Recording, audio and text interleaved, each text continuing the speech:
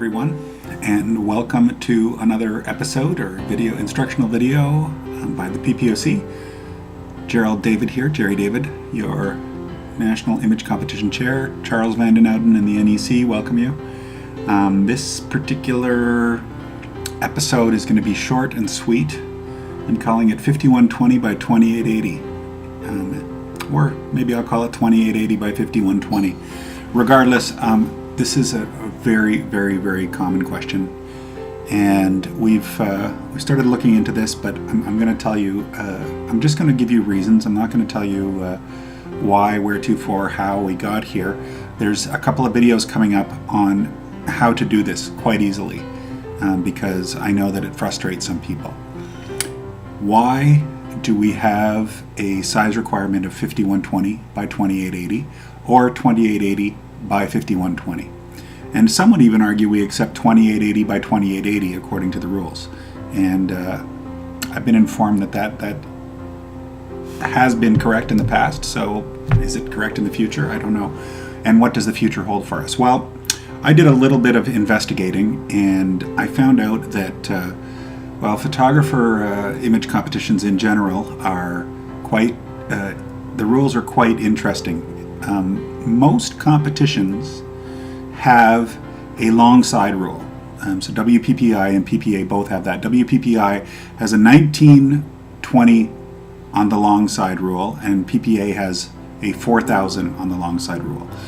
That's pretty interesting. 1920 on the long side, I believe what they say is and they suggest at 72 DPI, which surprises me very much because that's a print function. But 1920 is a projector. It's basically a high def projector, and that's how they view things, from what I understand. In the PPA side, the 4000 relates to a 4K monitor. And that's why we have 5120 by 2880.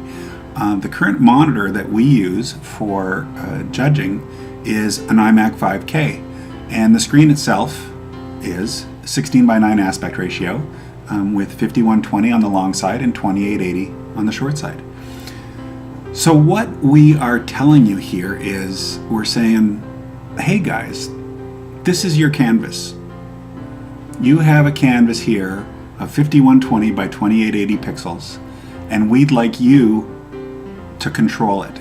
Certainly having things in a regular size helps us to a degree, not dramatically, but what it does do is it allows you to control your image. So say you have a square image. So I'm going to change my screen here. Let me just see here. Sorry. I'm just going to go to full screen. All right. So this is what a judge, this will come up. This image is by Jerry David. It's called 5120 by 2880. It's a beautiful image. This is what the judges will see when on an iMac 5K at a better resolution, obviously, than what you're seeing now, because you're probably only seeing 1080p, depending on your screen, but I believe I'm only exporting at 1080p. My point is that you can take a square image, and if you send me a 2880 by 2880, a perfectly square image, you're going to end up right here. This is what's going to show. You're going to end up with a square image right in the middle of the screen with two black lines on either side. That's how Lightroom is going to display it. If you took this square image and you moved it, so say it was a person looking off to the right, screen right, and you moved it to the left and you created some space, it would possibly add to the image. So in other words, I would suggest to you that you would use this 5120 by 2880 as your mat. Okay, let's say we said 5120 on the long side is what we accept. All right, we didn't have the 2880. So somebody sent me a 5120 by 3880. This is what would come up. All right, you'd get two black lines on the side. Again, not a big deal. Matter of fact, I would suggest in the near future, we're probably, we might be leaning towards a long side rule. Not now, not this year, but 5120 by 2880 is where we're at. But this is interesting. You're telling me you want this image to come up, and you have to be aware that you're going to have two black lines on either side. That's going to be your mat. And that's okay if that's what your intent is. If it were me, I'd take that 5120 by 2880. I'd take this. I would probably drop the size to make it, a 4000 and change by 2880, and I would place it somewhere on the screen that was better for me. What if you sent me a 1440 by 1440? Well, on a long side rule, this is how it's going to show up in Lightroom. So really, again, very similar, if not identical, to the 2880 by 2880.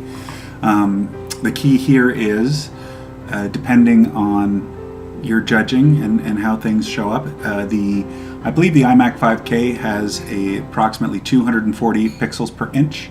So, if you have anything on here that is on this image that has a resolution, if this is basically you're showing a lower resolution image that's been stretched here.